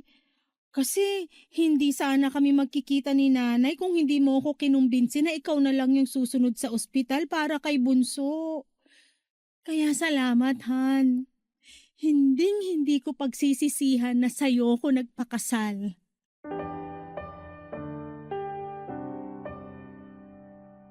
Papadudot ng tuluyan ng gumaling si nanay ay nakausap na rin namin siya ng matino. Naiuwi na namin siya sa bahay at nagulat po siya noong nalaman niya na marami na pala siyang apo. At gaya ng inaasahan ko ay nagkasundo nga sila ni Nanay Chayo. Hindi na po namin nalaman kung paano si nanay nakawala sa mga lalaking kumuha sa kanya dahil hindi na po namin siya tinanong. Hindi na po namin binuksan ang usapan tungkol sa madilim niyang pinagdaanan dahil iniwasan naming matrigger siya sa mga masasamang alaala. Sa ngayon, papadudot ay pareho na pong pumanaw ang nanay ko at si Nanay Chayo. Halos magkasunod lang po ang pagkamatay nila at dala po yon ang katandaan. Ngayong buwan po ang death anniversary ni nanay kaya naisip ko pong isulat ang kwento namin. Nakakalungkot man na hindi ko na nakakasama yung dalawa kong nanay, marami naman po yung masasayang alaala na iniwan nila sa akin noong nabubuhay pa sila. Hanggang dito na lamang po ang kwento ko, Papa Dudut. Maraming salamat po sa inyo sa lahat ng bumubuo sa Barangay LS. Huwag po sana kayong magsawa sa pagbabahagi ng mga inspiring na kwento sa mga tagapakinig ninyo tulad ko. Ang inyong forever kapuso at kabarangay, Rose Lee. Isa sa mga kahinaan ng mga anak ang masaktan o mapahamak ang kanilang mga magulang. Sa laki ng sakripisyo nila at pagmamahal na ibinigay sa kanilang mga anak ay hindi ito matutumbasan ng kahit na anong halaga ng pera. Ang nais lang naman nila ay maramdaman na sila rin ay pinapahalagahan. Kahit umabot na sila sa panahong wala na silang kayang ibigay, kundi pagmamahal bilang magulang. Malaking bagay na sa kanila yung maramdaman na may karamay sila hanggang sa kanilang pinakahuling sandali. At yan ang pinaramdam ng sender nating si Rose Lee sa kanyang inang matagal nang nawalay sa kanya. Kahit matagal silang hindi nagkasama, nagawa pa rin niyang punan ng masasayang alaala ang mga natitirang sandali ng kanyang ina habang sila pa ay magkasama. Kaya sana'y magsilbi itong aral sa iba, paglaanan sana natin ng mas mahabang oras ang ating mga magulang dahil hindi natin alam kung hanggang kailan pa natin sila makakasama. Oras lang ang makapagsasabi, pero habang hindi pa yon nangyayari, kayang-kaya pa nating bumawi at iparamdam yung pagmamahal na maglalagay naman ng ngiti sa kanilang mga labi. Hanggang sa muli, ako po ang inyong si Papa Dudut sa mga kwento ng pag-ibig, buhay at pag-asa sa Barangay Love Stories number 1. Dear Papa Dudut, lahat po tayo ay naghahangad makakilala ng mga tao na magmamahal sa atin sa lahat ng pagkakataon. Minsan, hindi kasi natin yon natatagpuan sa sarili nating pamilya. Pero na-realize ko na meron din naman akong pagkukulang kaya tinuring nila akong black sheep at rebelde dahil ako mismo ang naglalayo ng loob ko sa mga taong mahal ko. Kaya nga napasulat ako ngayon sa inyong programang Barangay Love Stories upang humingi ng payo tungkol sa pinagdaraanan ko. Pero bago ko ipagpatuloy ang pagkukwento ay hayaan niyo muna akong magpakilala sa mga kabarangay natin. Tawagin niyo na lamang ako sa pangalang Francis, 31 years old at taga Matandang Balara sa Quezon City. Lagi na talaga akong nakikinig ng programa ninyo sa radyo kaya naisipan kong magpadala ng sarili kong kwento. Magsisimula ang lahat noong 2024 kung kailan lumayas ako sa bahay namin sa Marikina dahil pakiramdam ko ay wala na akong puwang sa pamilya namin. Hindi naman sa pagiging madrama pero may favoritism kasi ang tatay namin at yon ay ang ate ko. Bale 5 kaming magkakapatid pero namatay na ang bunso. Pinanganak kami sa Isabela bago lumuwas sa Maynila ang mga magulang namin para ipagamot ang pangatlo kong kapatid na may sakit sa puso. Naiwan ako sa lola ko sa probinsya hanggang sa tumungtong ako sa ika-12 taong gulang. Hindi na umuwi sa Isabela ang mga magulang ko at nakipagsapalaran na sila sa Maynila kasama ang mga kapatid ko. Kinuha na lang nila ako noong namatay ang nanay namin taong 2006. At dahil hindi ako lumaki kasama ang aking mga kapatid, pakiramdam ko ay naiiba ako sa kanila. At yun ang rason kaya hindi kami madalas magkasundo, Papa Dudut.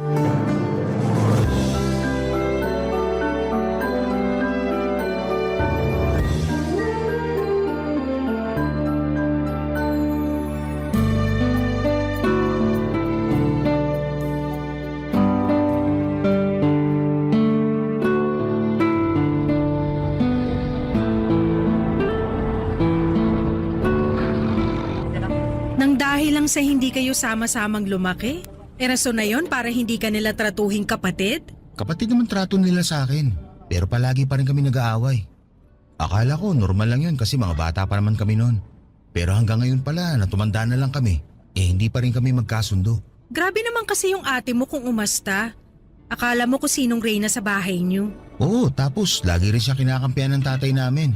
Palibhasa, paborito siya. Yan yung mahirap eh. Yung may paborito ang mga magulang. Pero hindi ko naman masisisi si tatay kasi masipag naman si ate at madiskarte sa buhay. Ayoko lang yung palagi niya kaming kinukumpara sa isa't isa. Talaga?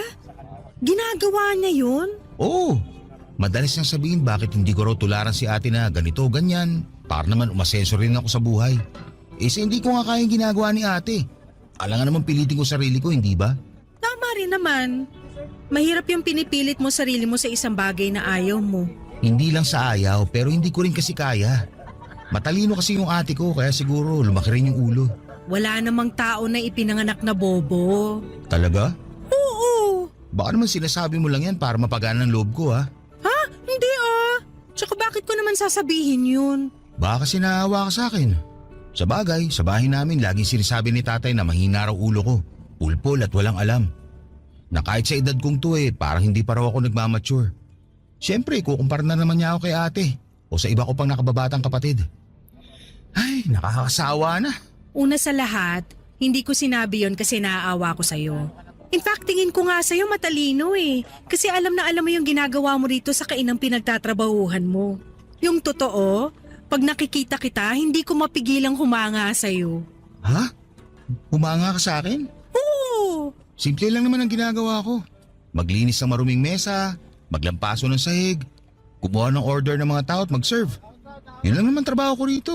Oo, pero napaka-dedicated mo. Palagi kang nakangiti at hindi ka naiinis kahit maraming customer. Palabati ka rin at palabiro kaya nahahawa mo ng good vibes yung mga tao.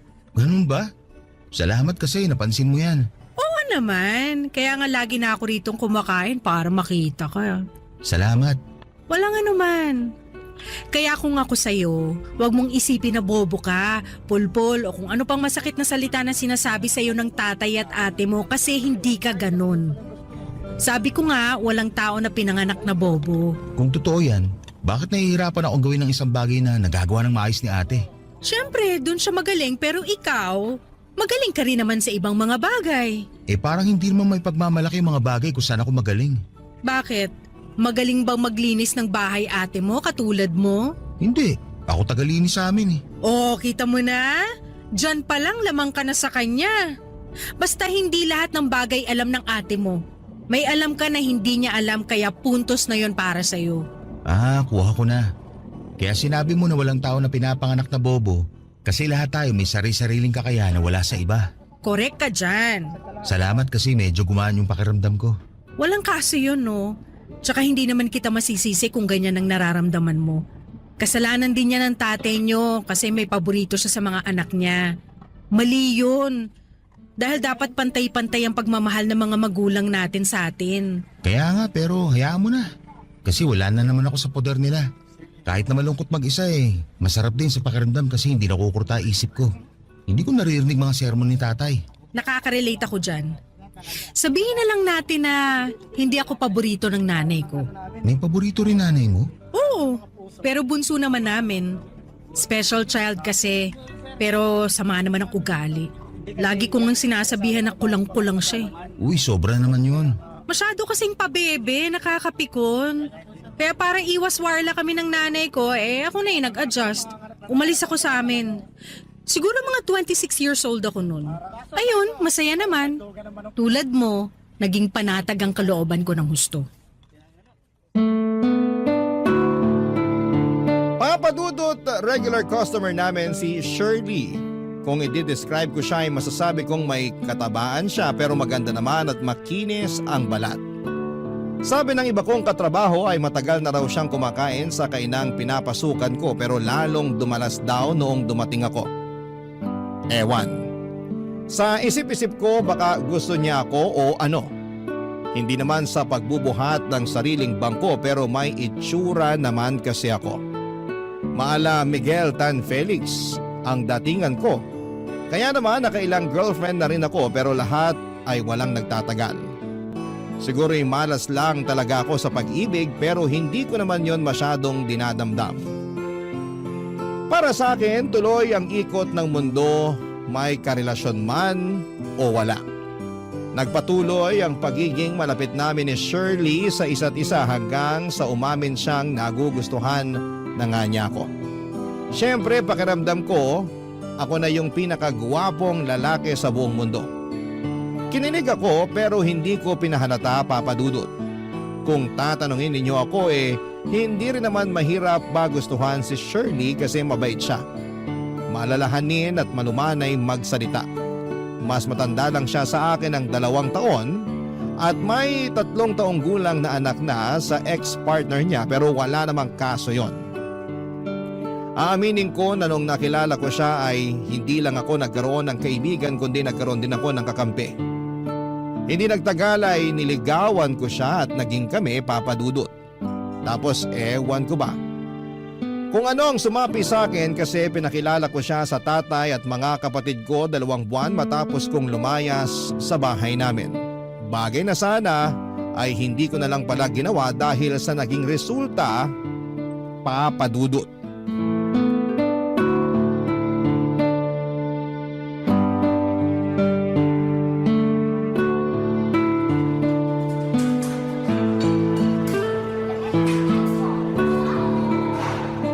Oh, mahal. Ito na yung order nating cheeseburger sa spaghetti. Salamat, mahal.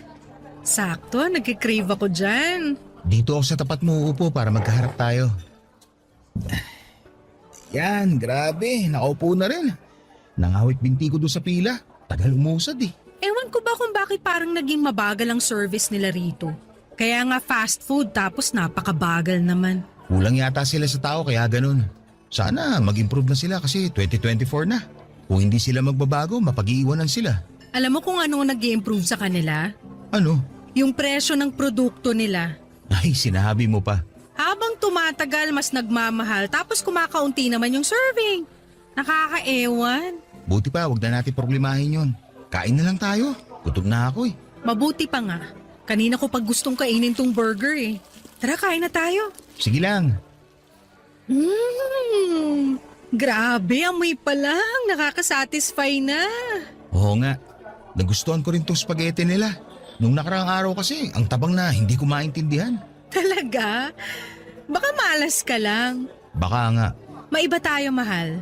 Grabe tumingin na ate mo sa akin kanina nung sinama mo ko sa bahay niyo.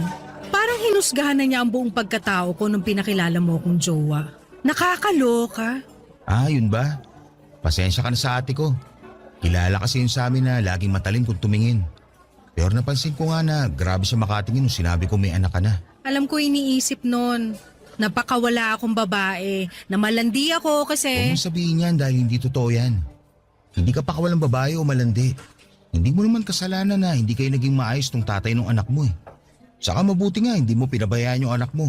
Kumpara naman sa iba dyan na iniiwan na lang sa mga magulang at pinapaalaga yung anak nila para makapagbuhay dalaga sila. Hindi ko gagawin sa anak ko yun. Bukod sa hindi rin naman kami magkasundo ng nanay ko. Sa bagay. Pero yan nga, napatunayan ko na mukhang hindi rin kami magkakasundo ng ate mo. Kaya nga, mali rin yata yung desisyon ko na isama ka sa bahay para ipakilala sa kanila. Kasi nahusgahan ka patuloy nang wala sa oras. Masyado lang talagang judgmental ang ate mo.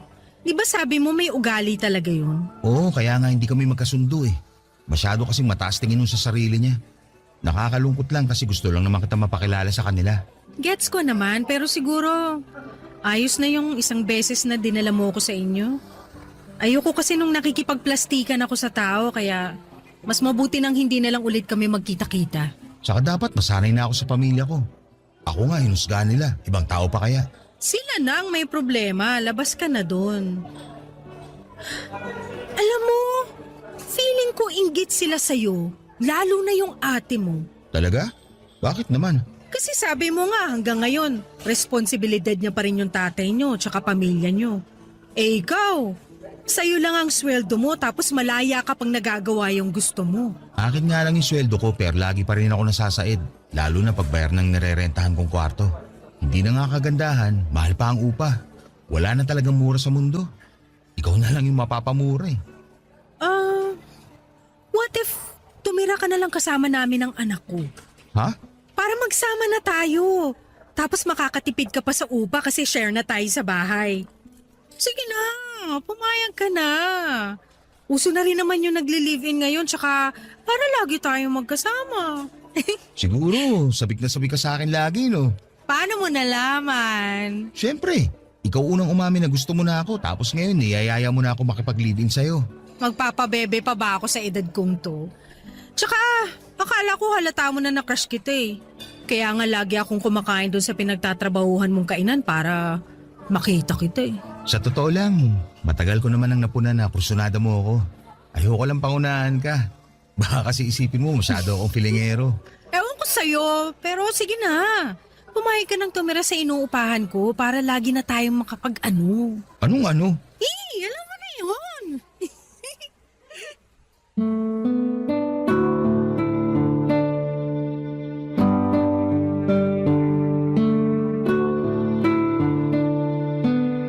Papadudot, kinausap ako ng ate ko noon na hindi raw niya gusto si Shirley para sa akin.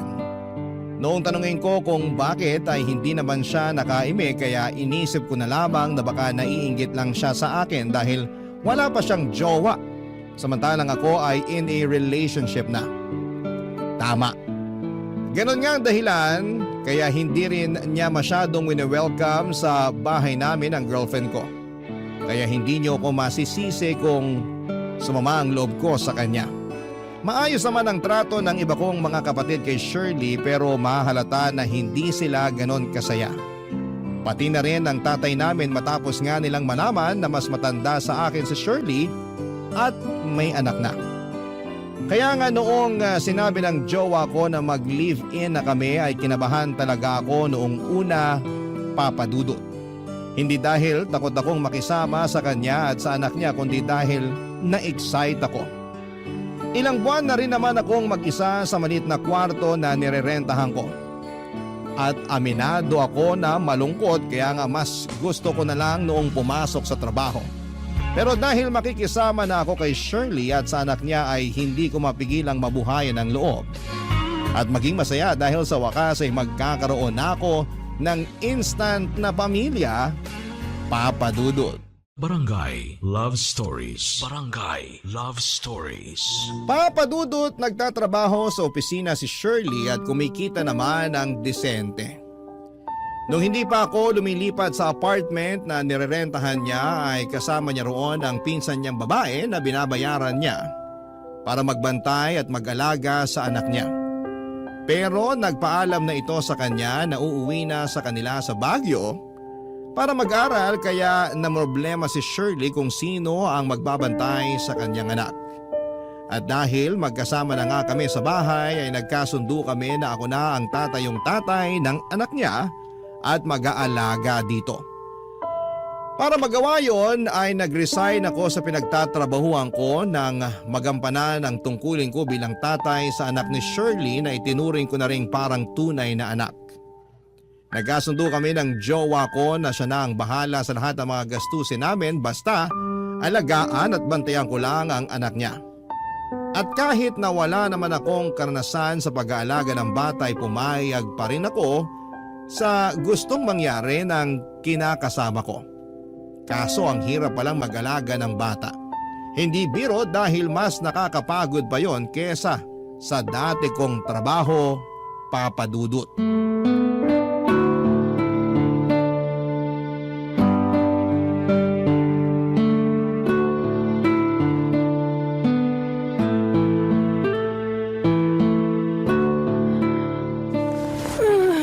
Ay, sa wakas. Nakalapat na rin sa kutsyon ng likod ko. Grabe, ang sakit at nangaalay ako dun sa sinakyan kong motor pa uwi. Nagmotor ka? Hindi ka ba nakikinig?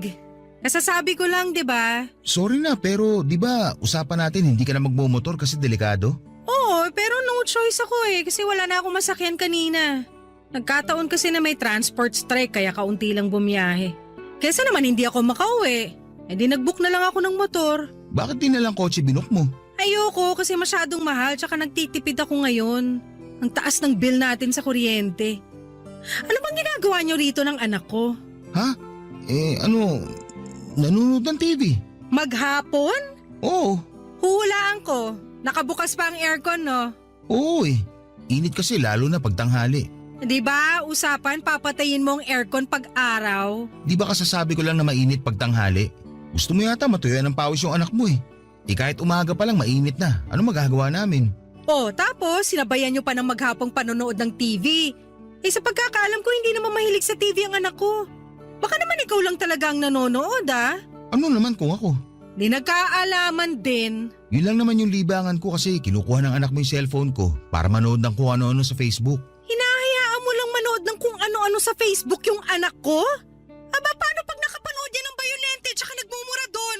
Hindi na ako magugulat kung isang araw ay may natutunan ng kabulastugan yan. Kasalanan mo yan, ha? Sobra ka naman sa kasalanan ko kagad eh. 3 taon pa lang naman yung anak mo. Hindi pa yan matututo. Sinasabi mo lang yan kasi wala kang alam sa mga bata. Anong walang alam? Baka nakakalimutan mo ako nagbabantay sa anak mo habang ikaw nado sa opisina. Hindi ko nakakalimutan yon, pero wag mo naman basta bantayan lang. Alagaan mo rin. Inaalagaan ko naman Pinaliliguan ko, pinapakain. Ano pa bang gusto mong gawin kung pag-aalaga? Basta ayusin mo. Huwag mong paggamitin ng cellphone palagi kasi baka maapektuhan yung mata. At saka ayoko masanay na lagi nagsiselfone yung anak ko. Kapag di ko pinagagamit ng cellphone, umiiyak tapos mahirap ang patahanin. Maaborito lang ako kaya binibigay ko na lang yung gusto niya. Yun nga dapat hindi. Sige, sabihin mo kung ano dapat. Total, ikaw naman ang magaling sa atin. Anong ako magaling sa atin? Sinabi ko ba yon? Hindi, pero sa tono mo, yun yung pinapalabas mo. Saka di ba sabi mo na wala akong alam sa mga bata? Kahit na ako naman ang nagbabantay sa anak mo. Hilig mo pa sita yung diskarte ko. Akala mo yata madali mag-alaga ng bata. Hoy!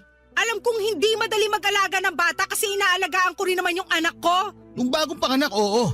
Pero ilang buwan lang yun dahil yung pisa mo na yung nag-aalaga sa anak mo hanggang bago ako dumating. So ano gusto mong palabasin? Na wala akong kwentang nanay kasi hindi ko inaalaga ng anak ko nung baby at hanggang ngayon? Hindi yan yung sinasabi ko. Saka makinig ka nga muna bago ka dumaldal dyan. Hirap sa'yo, masyado kang bungangera. Ako pa palang bungangera, ikaw nga napaka-reklamador mo. Hindi ako nagre-reklamo. Sinasabi ko lang yung nararamdaman ko. Hindi pagsasabi yon kasi pinalalabas mo na masama akong nanay sa anak ko porke ikaw at pinsan ko yung halos nag-alaga sa kanya.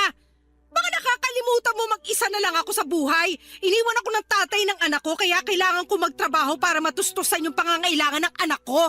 Alam ko naman yun, mahal. Ano nga ako tawagin, mahal? Nakakalibad pa rin ako sa'yo. Alam daw pero kung ano-anong sinasabi dyan. Sana nananahimik ka na lang, hindi yung nagsasalita ka pa. Wala namang masama sa sinabi ko Maraming masama sa sinabi mo. Reklamador ka pa sa ating dalawa ako nagtatrabaho. Nakakapagod din yung ginagawa ko. Kung pagod ka, mas pagod ako, lintik ka. Buti pa mo na akong kausapin. Matutulog na ako. Maaga pa ako bukas.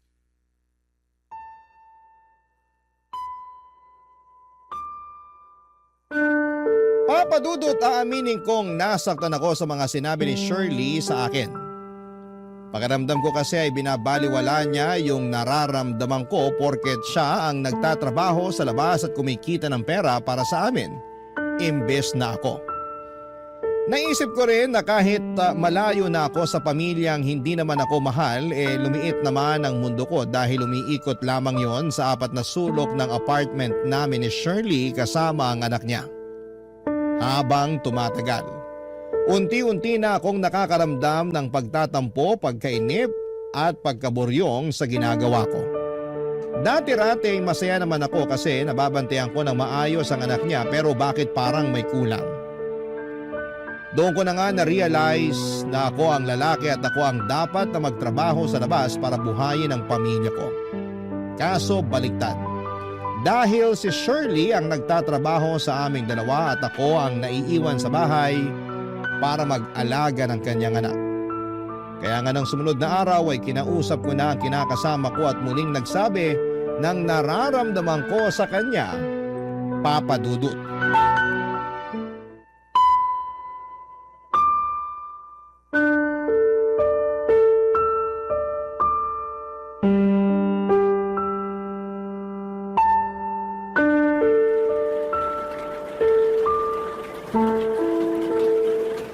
Anong sinabi mo? Sabi ko gusto ko na ulit maghanap ng trabaho. Bakit mo gagawin yun? Siyempre, ako ang lalaki sa ating dalawa. Kaya dapat ako rin nagtatrabaho. Paano yung anak ko? Sino magbabantay sa kanya pag nagtrabaho ka? Siguro, ipaalaga mo na lang sa iba. Anong ipapaalaga sa iba? Ulo ka ba? Bakit ka ba sumisigaw? Nag-uusap lang naman tayo Paano hindi ako mapapasigaw? Sobra ka naman. Totoo naman eh. Tsaka, kagagaling ko pa lang sa trabaho at pagod na pagod ako sa biyahe para lang sa kaalaman mo, no? Lakas pa ng ulan sa labas, hindi mo man lang ako sinalubong? Sinabi ko na sa'yong nasira yung payong ko. Wala ka man lang ginawa. Nagpapatulog kaya ako ng anak mo. Ewan ko sa'yo, puro ka dahilan. Hindi ako nagdadahilan. Nagsasabi lang ako ng totoo. Hindi ako naniniwala sa'yo. Tiwag! Bahala ka sa buhay mo. Basta gusto ko na magtrabaho. Kung ayaw mo ipaalaga sa iba yung anak mo, doon na lang sa nanay mo. Lintik talaga yung utak na yan. Para kinakalawang na. O ngayon, gumaganyan ka. Di ba ikaw may sabi na walang taong pinanganak na bobo? Wala nga, pero ikaw lalo mong binobobohan eh. Bakit? Ano bang mali sa sinabi ko? Ayaw mo ipaalaga sa iba eh. Di sa nanay mo na lang. Alam mo namang hindi kami magkasundo ng nanay ko, di ba? Mamaya kung ano pang gawin nun sa anak ko, nako, talagang magkakagulo kami. Grabe, kahit sarili niyang apo, gagawin niya na masama. Oo, kasi ako ng anak niya hindi niya gusto dahil mas mahal niya yung abnoy kong kapatid. Kaya pwede ba? Tigil-tigilan mo na yung pagsasabi na ipaalaga sa iba o sa nanay ko yung anak ko. Tsaka bakit mo naiisip na gusto mo na magtrabaho, ha? Ang babaw naman ng rason mo porke ikaw ang lalaki. 2024 na, hindi na uso yun. Gusto ko lang din tumulong sa'yo, saka para may sarili din akong pera. Hindi mo naman ako sinusweldohan sa pag-aalaga ko sa anak mo, hindi ba? At bakit kita suswelduhan?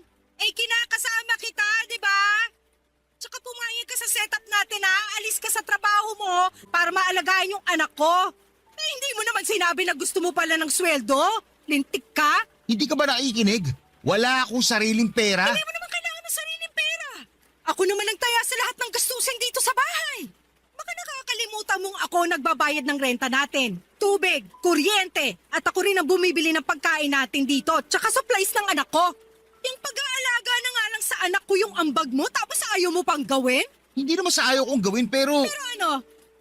Siguro may babae ka, no? ano ba pinagsasabi mo?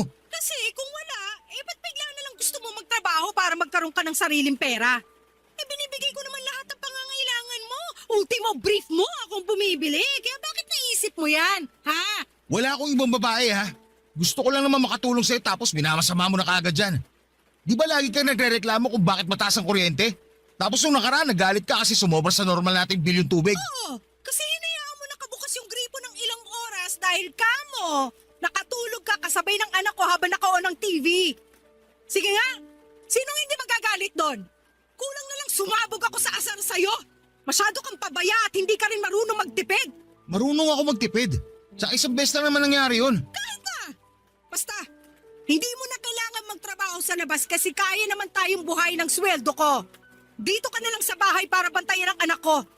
Ayoko siya ipagkatiwala sa iba. Mas lalo na sa nanay ko, no? Pero Huwag ka na makipagtalo sa akin. Gawin mo na lang na maayos ang ambag mo. Patunayan mo rin yung sinasabi mo na wala kang ibang babae. sinabi ko na ngang wala.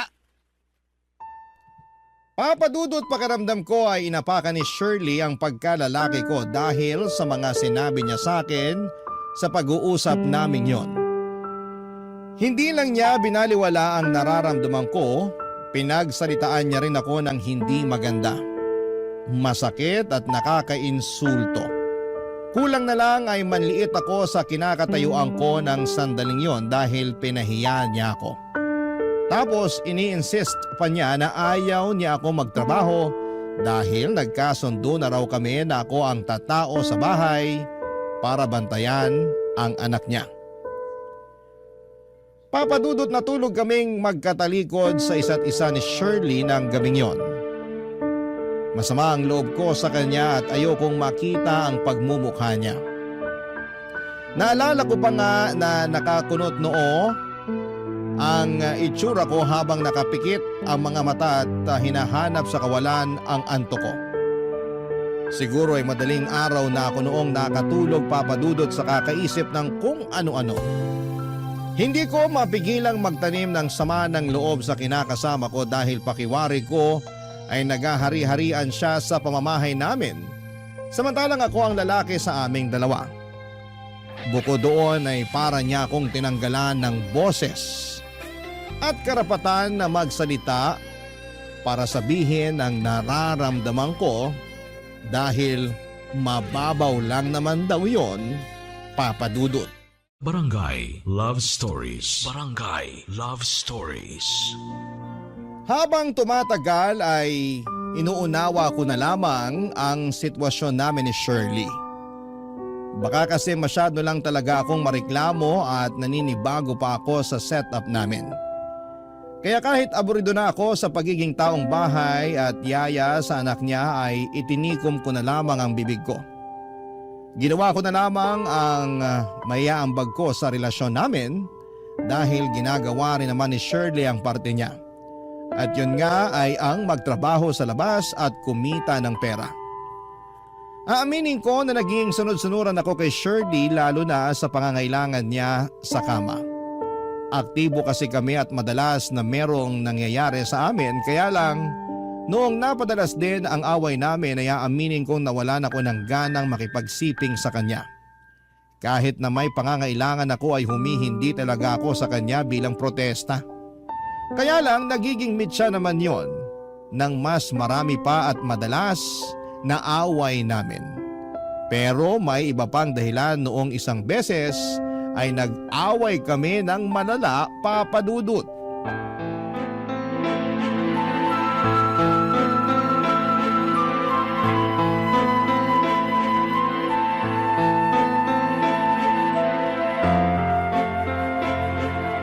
Sino yung kausap mo sa cellphone mo, ha? Ha? Wait lang ha, tatawagan kita ulit. Sagutin mo na lang yung tanong ko. Sino yung kausap mo? Katrabaho ko lang. Bakit ba? Katrabaho mong lalaki, tama ako, no? O ano namang problema dun? Hindi lang naman puro babae ang kaopisina ko ah. Pero bakit kailangan magkausap kayo noon hanggang umaga? Kagabi pa kayo magkausap noon, ah. Ano ba pinag-uusapan nyo? Aliw na aliw ka. Marami. Madalas tungkol sa trabaho. Wow, tungkol sa trabaho pala linggo ngayon. Ano naman kung linggo ngayon? Alam mo, hindi mo talaga maintindihan yung punto ko rito eh. Bobo ka ba? Ano sinabi mo? Sabi ko kung bobo ka kasi yung mga dahilan mo parang tanga. Ikaw yung parang tanga at bobo sa ating dalawa. Dinamay mo pa ako sa kabobohan mo. Akala mo yata pinanganak ako kahapon eh. Akala mo yata hindi ko nahahalata na nakikipaglandian ka doon sa katrabaho mo. Lakas ng loob mong pagbintangan ako may ibang babae. Pero ikaw pala may ibang lalaki. Ano? Sira ulo ka na talaga. Sira na ko sira pero masisisi mo ba ako? Hindi kita sinisisi kaya manahimik ka na lang pwede? Kung makapagsalita ka, akala mo kung sino kang malinis? Hindi ako perpekto pero malinis naman talaga ako dahil wala akong kinakalantaring ibang babae. Teka, ibig sabihin meron talaga kayong relasyon ng hudas na yon? Tumigil ka nga! May asawa na yung tao, wag kang ano? Uy, may asawa na pala eh. Bakit kung magtawagan kayo inaabot ang umaga? Ano kayo mga teenager? Hindi mo lang ako nirespeto. Magkasama tayo sa bahay tapos tinutuloy-tuloy mo yung pakikipaglandian mo? Ano ba ako rito? Statwa? Bakit hindi ba? Nagsasabi mo dyan? Masisisi mo ba ako kung nahungaling ako sa iba kahit nandiyan ka naman? Nandiyan ka nga pero daig mo pa yung estatwa at palamuti lang sa bahay natin. Eh, hindi mo ako malambing kapag pagod ako at galing sa trabaho. Wala kang kusa. Tapos lagi mo rin akong tinatanggihan sa kama, akala mo kung sino ka? Hindi pa rin dahilan yun para manlalaki ka na. Mahiya ka nga sa akin. Bakit ako mahihiya sa'yo? Eh ikaw nga hindi nahihiya sa akin. Yan na nga lang ambag mo tsaka pagbabantay sa anak ko tapos hindi mo pa magawa na maayos. Akala mo siguro magpapakta nga ako sa'yo, no? Ewan ko kung anong klaseng utak meron ka, ha? Bakit ganyan ka na lang mag-isip? Siyempre, iba ako sa mga babaeng kilala mo. Pero hindi rin naman ako ganun kabobo para makipagrelasyon sa lalaking pamilyado. Nagkataon lang talaga na nandyan siya para pasayahin ako sa kama kasi hindi mo naman magawa. Siraulo ka talaga. Siraulo na ako siraulo pero mas siraulo ka. Kung makapagsalita ka parang wala ka ng pakialam sa nararamdaman ko, ha? Lagi mo na lang ako minamaliit at binabaliwala. Akala ko pa naman kakampi kita. Pero pakiramdam ko wala na akong boses sa relasyong to. Kakampi mo naman talaga ako eh. Kaso bigla mo na lang akong kinontra. Hindi ka na lang makontento sa setup natin nung una. Gusto mo pa magtrabaho sa labas kesyo ikaw ang lalaki sa relasyon. Pwede ba? Nakakasuka na. Tsaka anong trabaho papasukin mo eh? Hindi ka nga nakatapos ng college. Sigurado ako nakukulangin lang sa atin yung magiging sweldo mo. Naisip mo ba talaga yon? Ha? O hindi? Feeling ko kasi hindi eh. Tapos ang lakas pa ng loob mo magmaktol? Bakit? Sino ka ba? Ibang klase ka. Nagbago ka na talaga. Hindi ako nagbago, no? Hindi ko lang hinayaan ang sarili ko na malugmok ng dahil sa'yo. Tsaka akala mo hindi ko alam kung bakit ka nagkakaganyan? Yang bigla mo na lang naisip na magtrabaho tas magmaktol sa akin kaya hindi ka na nakikipagsiping? Ano na naman ba yun? Kasi naapakan ko na yung pagkalalaki mo. Buti alam mo. So sino sa atin mag-a-adjust? Ako ba ikaw yung na-offend? Mahiya ka nga. Alam mo, ang dapat mong gawin, ayusin mo yung sarili mo. Hindi yung para kang bata na nagmamaktol dyan. Hindi na ako nagtataka kung bakit hindi kayo magkasundo ng ate mo eh. Masyado kang sensitive at pa-baby. Papadudot nagpatong-patong na yata ang tampo ko kay Shirley kaya sumabog na ako ng panahong yon. Hindi ko na rin napigilan ang selos ko lalo na at harap-harapan siyang may kinakausap na ibang lalaki. At mas nadagdagan lang ang sama ng loob ko sa kanya nang idahilan niyang kasalanan ko naman. Kaya siya kumausap ng iba dahil nagkukulang na ako sa kanya. Ano bang tingin niya sa akin? Parausan lang niya.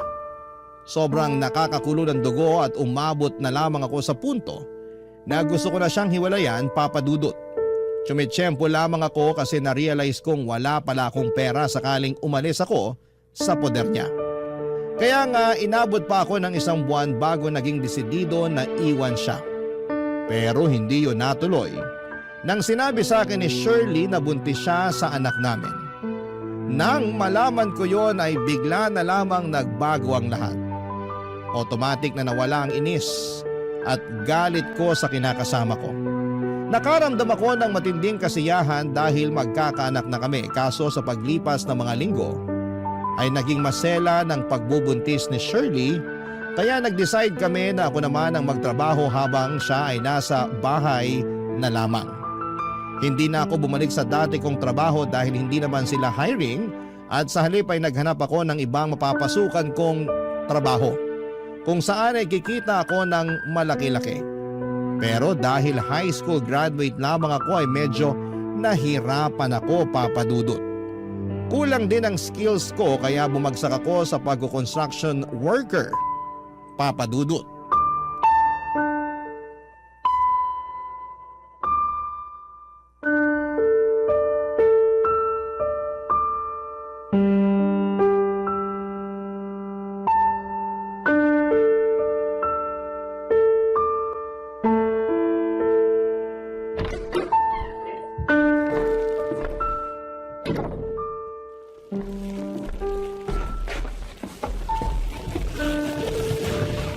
O ano yung dala mo?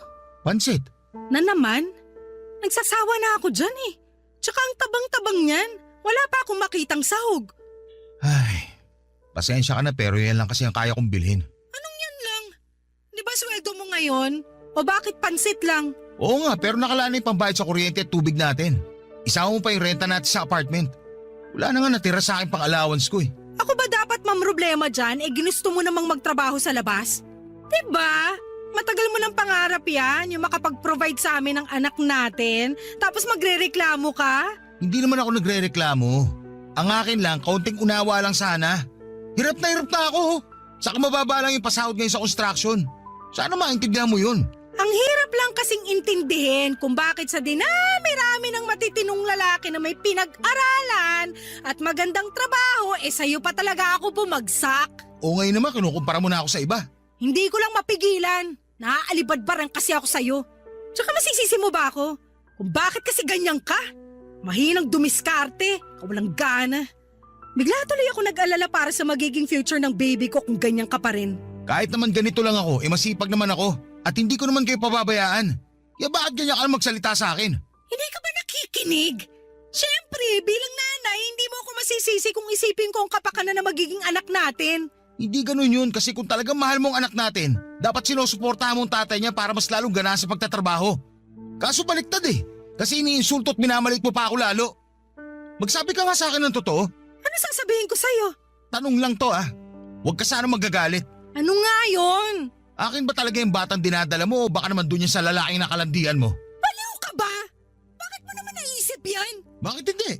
Baka nakakalimutan mo nagloko ka bago ka nabuntis. Tapos sinabi mo na lang sa akin na akin yung bata na yan. Paano kung hindi mo pala sa akin yan, di ba? Baka nakakalimutan mo rin na active tayo noon bago ka nag-inarte at nagmaktol. Malamang ikaw ang tatay ng baby sa tiyan ko. Kung ako talaga ang tatay niyan, tratuhin mo ako na maayos. Irespeto mo ako, yun lang. Paano kita irerespeto? Kulang ka nga sa diskarte. Patunayan mo muna sa amin ang magiging anak natin na karapat dapat ka nga maging tatay. Alam mo, naiinis na talaga ako sa'yo. Hindi ka lang sensitive at pa-baby, mahina rin ang loob mo. Akala mo yata mag-a-adjust sa'yo yung mundo dahil mahina ka, no? Na porke hindi ka nakatapos ng pag-aaral at yan lang ang kakayahan mo, okay na yan. Pero diyak ka nagkakamali. Yan din yung malaki nating pagkakaiba. Maling-mali lang siguro talaga na sa dami ng lalaki sa mundo, sa'yo pa ako nagkagusto. Sisi ako! Kung nagsisisi ka pala bakit hindi mo ako iniwalayan nung una pa lang? Ngayon lang naman ako nagsisi, no? Pero sana pala noon pa lang para hindi na tayo umabot sa ganito. Tapos sa buntis mo pa ako at kinailangan ko pang huminto sa trabaho. Pakiramdam ko ako na yung pinakamalas na babae sa buong mundo. Kasi nakilala ko yung katulad mo. Munti pa lalabas na lang kami ng anak ko. Ano? Saan kayo pupunta? Gabi na oh!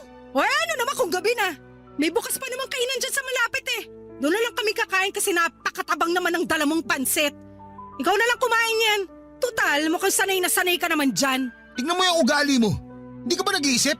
Isasama mo sa labas yung anak mo ng ganitong oras? Saka saan ka kukuha ng pambili mo? Huwag mo nang problemahin yon dahil may pera ako. Ikaw lang naman ang wala, kaya bahala ka dyan. Ayoko rin muna makita yung mukha mo. Tsaka dapat tulog ka na pagdating namin ha. Ayoko makipag-usap sa'yo. Ang pangit mo.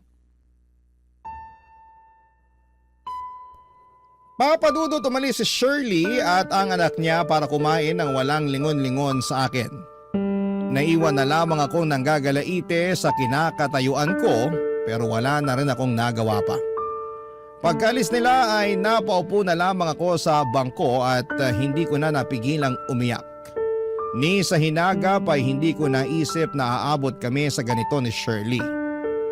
Akala ko pa naman ay perfect na yung relasyon namin at mahal niya ako.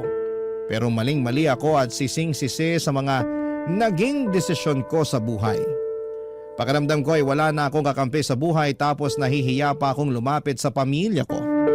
Natatakot kasi ako na baka sabihin nila sa akin na mali ang babaeng napili ko. Pero ayoko rin namang iwanan si Shirley sakaling anak ko nga ang dinadala niya. Gulong-gulo na ako. Hindi ko na alam ang gagawin ko, Papa Dudut. Gusto ko nang lumaya kay Shirley pero ayoko nang maging mag-isa pag ginawa ko yon. Sana po ay mapayuhan ako ng mga kabarangay natin dahil kailangan ko yon.